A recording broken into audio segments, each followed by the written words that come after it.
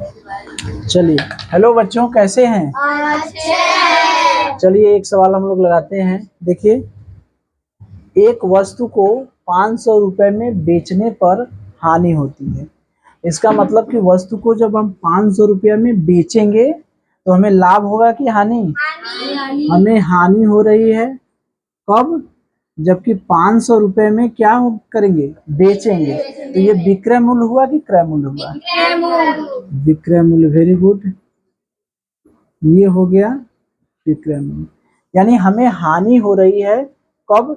जबकि 500 रुपया में हम बेच रहे हैं।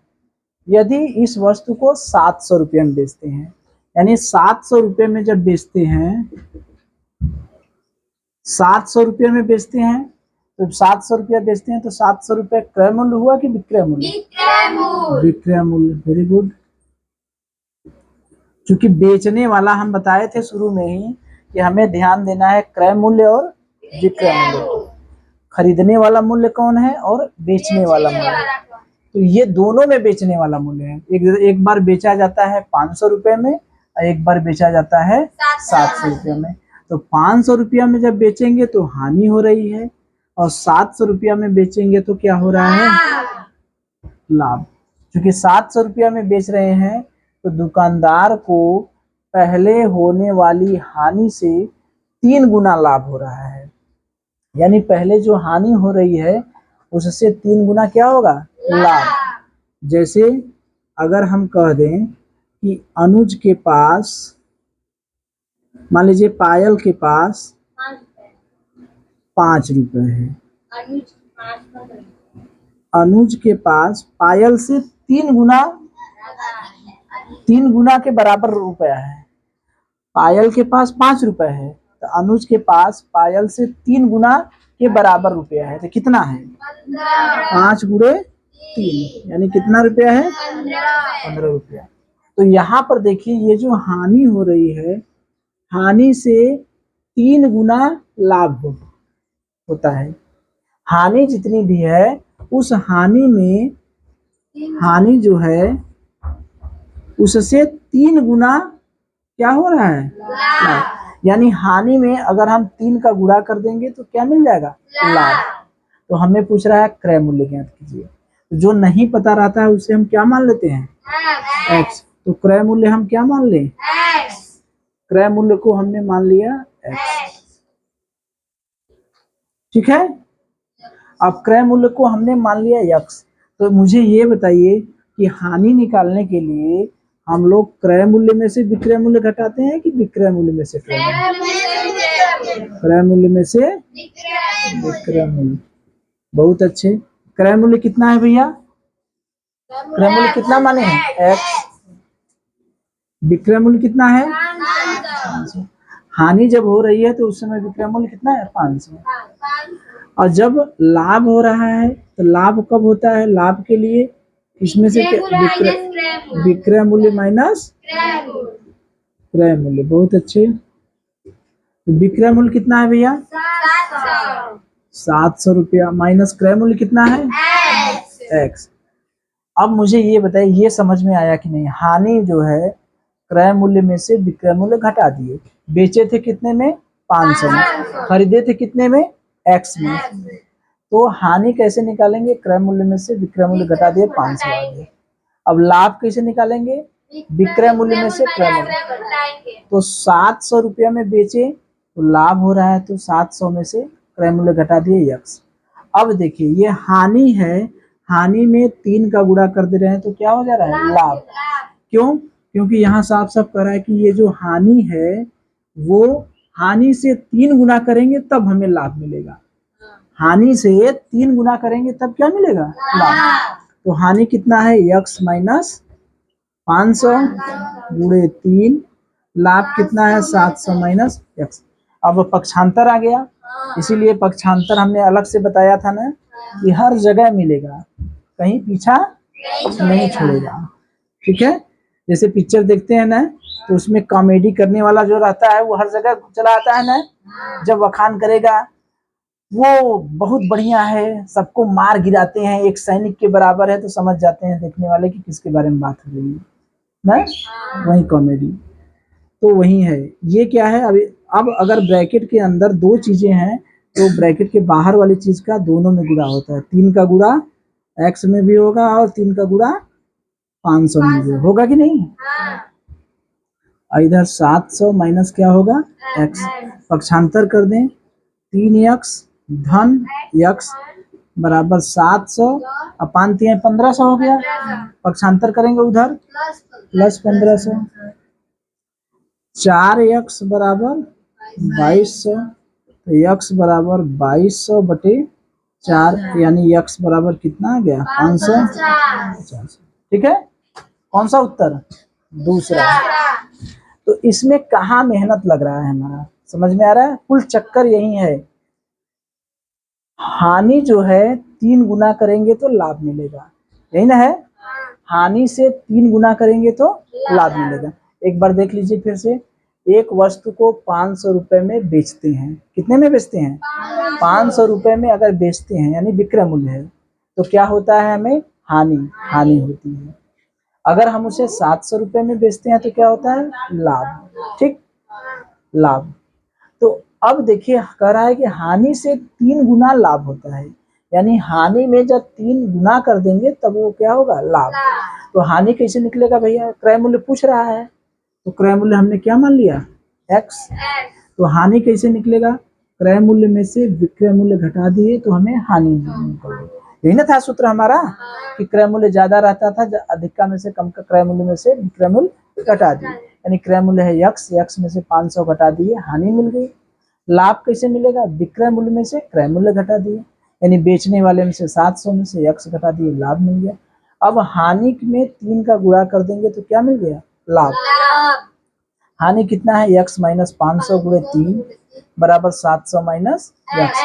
अब ब्रैकेट के अंदर कोई चीज रहती है तो उसका गुणा दोनों में होता है, 3 का गुणा x में भी होगा, 3 का गुणा 500 में भी होगा, बराबर 700 माइनस x।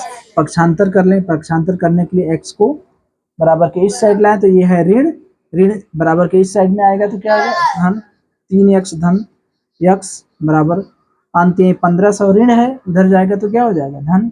15 और 7 कितना हो गया 2200, 3 1 4 4 हो गया, यानी 4x बराबर 2200, x बराबर कितना हो गया 550। कौन सा उत्तर है, कर लेंगे। चलिए चलिए देखिए एक सवाल हम लोग और करें। अब ध्यान से देखिए, इसमें केवल समझना है, कोई सूत्र या कोई नियम नया नहीं अब आएगा, सारी चीजें वही आएंगी, उसको समझ के हमें प्रयोग करना है। कौन सा सूत्र लगाना है, कौन सा सूत्र लगाना है, क्या क्या दिया है, बस यही बस समझना है। ध्यान से पढ़िए और इसका इस्तेमाल करिए। देखिए एक व्यक्ति ने 4 रुपए में 6 की दर से पेंसिल खरीदी। क्या खरीद रहा है, अच्छा वो क्या बताइए, पेंसिल खरीद रहा है। अब देखिए इसका मतलब समझना है, 4 रुपए में 6 की दर से, मतलब समझ रहे हैं, 4 रुपए में 6 की दर से पेंसिल खरीदी, तो 4 रुपया में क्या ठो पेंसिल खरीदा, बताइए कितना पेंसिल खरीदा। 4 रुपए में 6 की दर से पेंसिल खरीदा, इसका मतलब 4 रुपए में क्या ठो पेंसिल खरीदा। हाँ कितना पेंसिल खरीदा 6 ठो, ठीक है। 4 रुपए में कितना पेंसिल खरीदा 6। 4 रुपए में 6 की दर का मतलब हुआ कि 4 रुपए में क्या पेंसिल खरीदा 6 पेंसिल, ठीक। अगला उन्हें 6 रुपए में 4 की दर से बेचा, ये तो खरीदा, ये क्या करिया खरीदा, और 6 रुपए में 4 की दर से क्या किया बेचा। तो हमें पूछ क्या रहा है, उसको कितना प्रतिशत लाभ हुआ, नहीं पूछ रहा है उसको कितना लाभ हुआ, 75%, 80%, 125% और 100%। हमें पूछ क्या रहा है मुझे बताइए, क्या पूछ रहा है, यही ना पूछ रहा है। यही ना पूछ रहा है।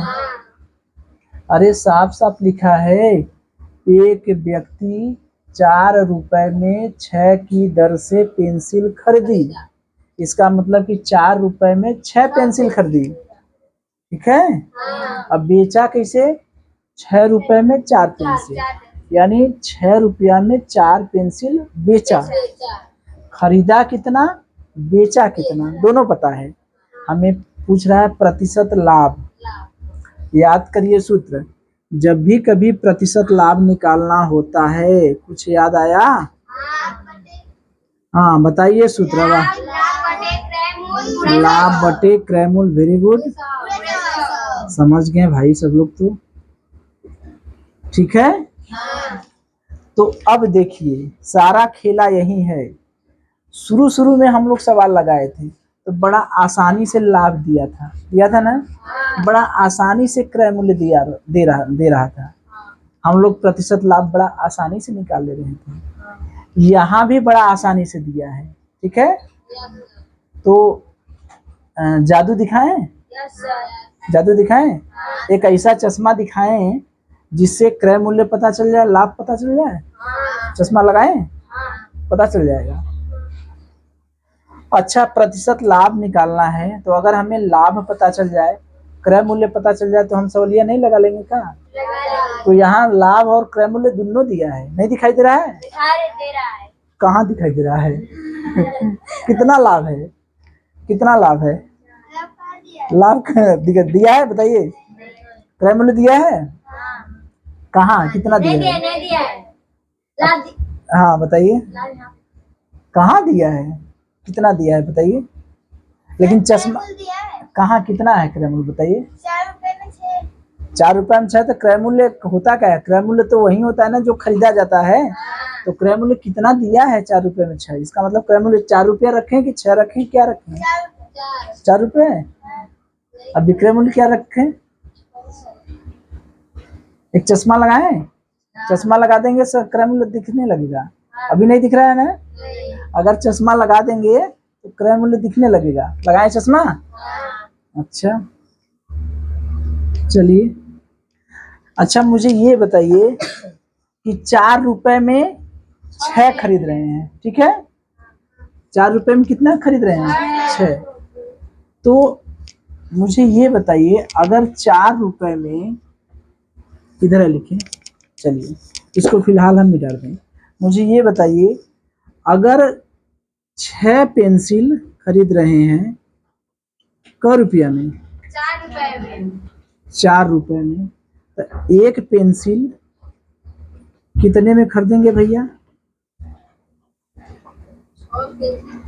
6 पेंसिल 4 रुपए में। तो एक पेंसिल कितने में खरीदेंगे? हम लोग याद करिए, हम लोग पढ़े थे 3 कलम का मूल्य, 3 कलम का मूल्य 6 रुपया ऐकिक नियम में। तो एक कलम का मूल्य क्या होगा? बोलिए बच्चा। 2 रुपए। कैसे निकला?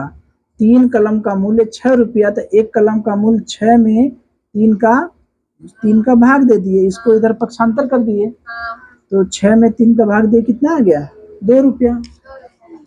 तो अगर 6 पेंसिल 4 रुपए में मिल रही है तो एक पेंसिल कितने में मिलेगी? 4 में कितने का भाग देंगे? 6 का।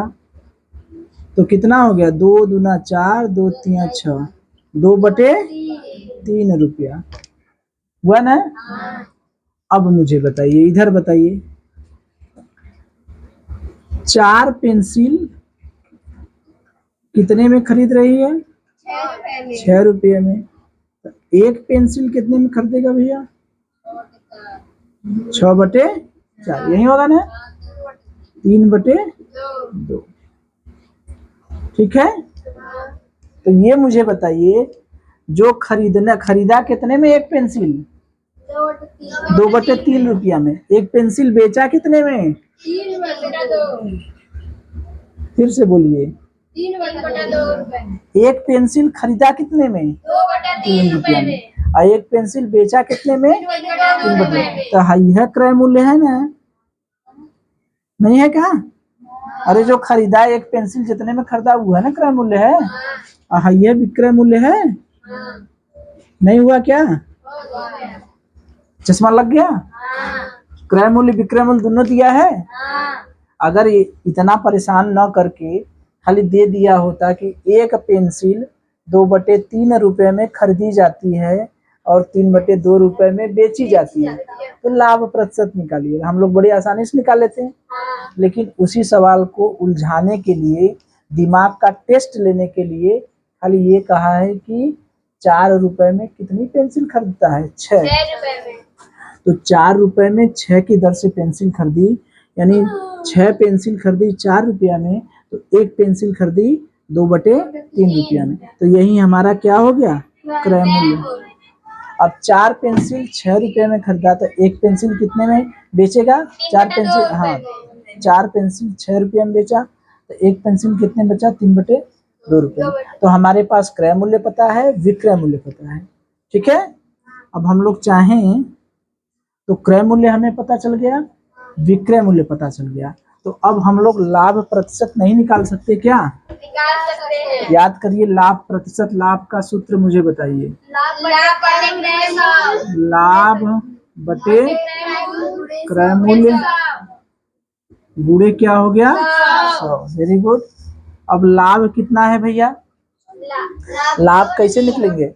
भाई बेचे वाले में से खरीदने वाला घटा देंगे, तब ना लाभ निकलेगा।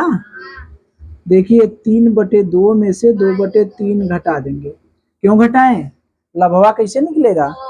लाभ बराबर क्या होता है मुझे बताइए? विक्रय मूल्य माइनस क्रय मूल्य।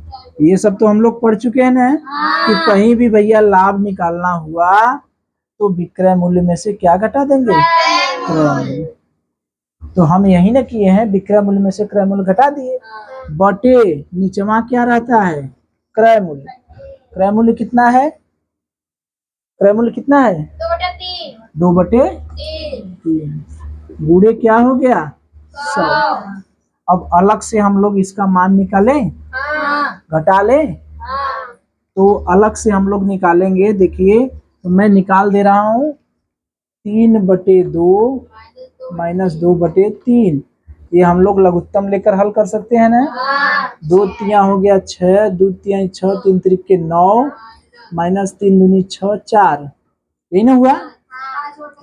5/6।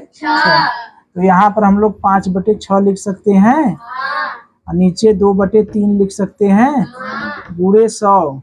अब फिर वही पक्षांतर, हाई नीचे आया, ये ऊपर जाएगा, याद है? या तो फिर हम लोग ऐसे भी कर सकते हैं कि जैसे 5/6 में 5/6 भागे 2/3 यही ना है, तो जब भाग को हल करते हैं तो उसको गुणा में बदलते हैं तो उलट जाता है, होता है ना। तो 3 एकम 3, 3 दूनी 6, यानी 5 क्या होगा? 4, नहीं होगा ना। तो या तो ऐसे कर ले, या तो हम लोग ऐसे कर दें, 5/6 नीचे हो गया, ये 3 ऊपर हो गया और 2 नीचे हो गया, गुणे 100। अब देखिए 3 दूनी 6, अब 5/4 गुणे 100, ये 25। अब 25 में 5 का गुणा कर देंगे, कितना हो जाएगा? 125%। कौन सा उत्तर? तीसरा। ठीक है, तो इस सवाल में क्या था, ध्यान से देखिए। एक व्यक्ति ने 4 रुपए में 6 की दर से पेंसिल खरीदी, तो 4 रुपए में 6 की दर से खरीदा, तो इसका मतलब क्या हुआ, यही समझना है। 4 रुपए में 6 पेंसिल। 4 रुपए में कितना खरीदा? 6 पेंसिल। तो हम निकाल लें कि एक पेंसिल कितने में खरीदा, क्योंकि हमको क्या पूछ रहा है? लाभ कितना हुआ, कितना प्रतिशत हुआ। तो लाभ प्रतिशत निकालने के लिए हमें लाभ चाहिए, क्रय मूल्य चाहिए और 100 चाहिए। तो 6 पेंसिल 4 रुपया में खरीदा, इसका मतलब एक पेंसिल खरीदा कितने में? 2/3 रुपये में। तो एक पेंसिल 2/3 रुपये में खरीदा, यही हमारा क्या है? क्रय मूल्य। अब देखिए 6 रुपये में 4 की दर से बेचा, यानी 4 पेंसिल बेचा 6 रुपये में, तो एक पेंसिल कितने में बेचा? 3/2 रुपये में। ये अपना क्या हो गया? विक्रय मूल्य। हमारे पास क्रय मूल्य हो गया, विक्रय मूल्य हो गया, तो हमें क्या निकालना है? प्रतिशत लाभ।